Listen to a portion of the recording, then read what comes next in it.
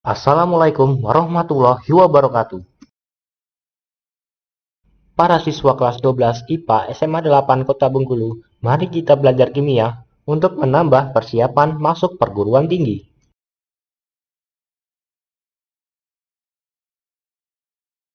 Gerbang perguruan tinggi yang lebar itu akan terasa sulit untuk dilewati, tetapi harus kita lalui.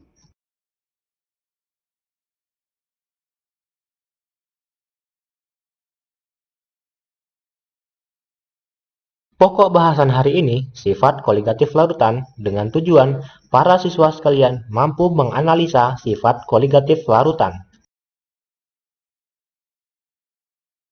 Baik, belajar kita mulai. Sifat koligatif larutan merupakan sifat yang hanya bergantung pada jumlah partikel zat terlarut. Sehingga kalau jumlah partikel zat terlarutnya berbeda, tentu sifat koligatif larutannya juga berbeda. Untuk lebih jelasnya, perhatikan ilustrasi proses berikut. Perhatikan tiga zat kimia tersebut, yaitu air, larutan glukosa, dan larutan natrium klorida yang dipanaskan secara bersamaan. Mari kita amati bersama.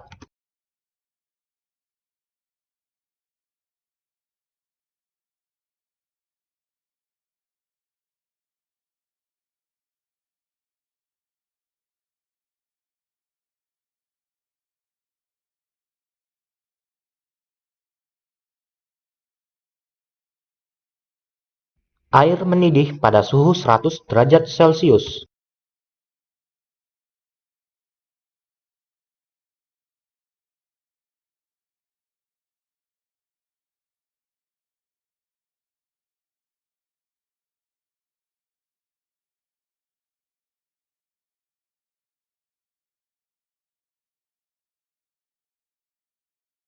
Larutan glukosa atau C6H12O6 mendidih pada suhu 100,52 derajat Celcius.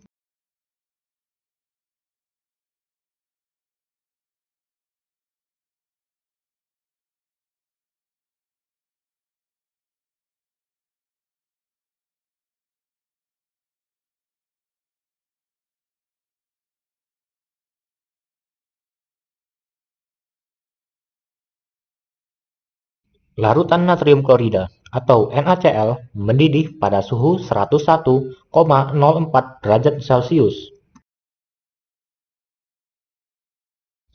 Dari rangkaian proses tersebut dapat dilihat bahwa larutan glukosa dan larutan natrium klorida memiliki titik didih lebih tinggi dari air sebagai pelarut. Berarti larutan ini mengalami kenaikan titik didih. Para siswa sekalian, kenaikan titik didih merupakan salah satu sifat koligatif larutan.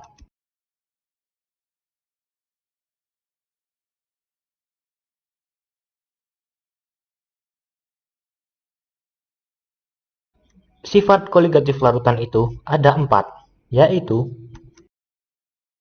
yang pertama, kenaikan titik didih larutan atau delta Tb. Kemudian, penurunan titik beku larutan atau delta Tf. Yang ketiga, penurunan tekanan uap jenuh larutan atau delta P. Yang terakhir, tekanan osmotik atau Pi.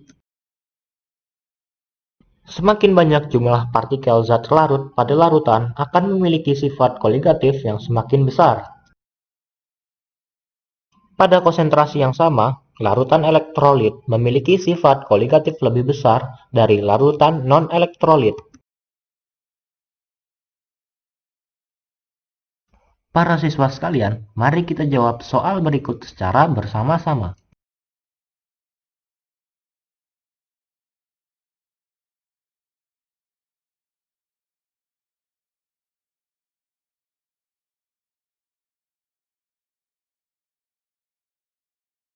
Pada gambar nomor 2, jumlah partikel zat terlarut paling banyak yaitu 5 partikel, maka akan memiliki sifat koligatif yaitu penurunan tekanan uap jenuh paling besar. Karena penurunan tekanan uap jenuhnya besar atau banyak, maka tekanan uapnya menjadi paling kecil. Jadi nomor 1 jawabannya adalah B.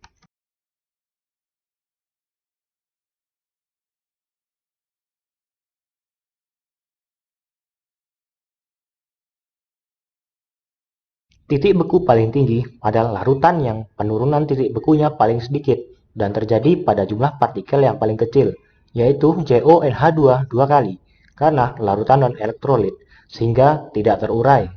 Sedangkan larutan yang lain bersifat elektrolit, yang jumlah ionnya atau jumlah partikelnya lebih banyak. Jadi nomor 2 jawabannya adalah A.